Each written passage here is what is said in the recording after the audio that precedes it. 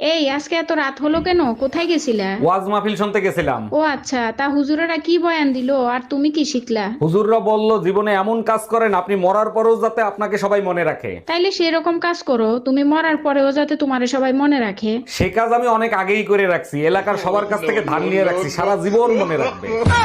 এই কালকে তোমার ড্রাইভিং পরীক্ষা যা যা শিখাইছি মনে আছে তো? তুমি যা যা শিখাইছো সব মুখস্থ করে রাখছি। আচ্ছা বলো তো, তোমার গাড়ির সামনে তোমার শাশুড়ি আর তোমার ভাই যদি আসে তখন তুমি কি করবা? এটা তো একদম সোজা, অবশ্যই শাশুড়িরে মারবো। কতবার শিখাইছি, ব্রেক করবি একটা।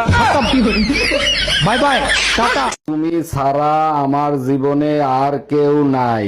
এই যে সারাদিন মেয়েদের ফেক আইডি খুলে ছেলেদের সাথে কথা বলো, তোমার কপালে দুর্ভোগ আছে।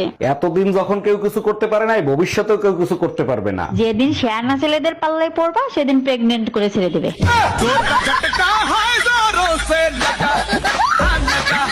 এই এবার ম্যারেজ ডেতে আমাকে এক জোড়া চুড়ি কিনে দিবা? দিতে পারি, তার বদলে আমি কি পাবো? একটাই দোয়া করব, 7 জনম তুমি যেন আমার স্বামী হও। তুমি এক কাজ করো, চুরির সাথে হারও নিয়ে নাও। ওরে আমার সোনা পাখি, সত্যি? কিন্তু শর্ত একটাই, এই জন্ম পর্যন্তই দোয়া করবা।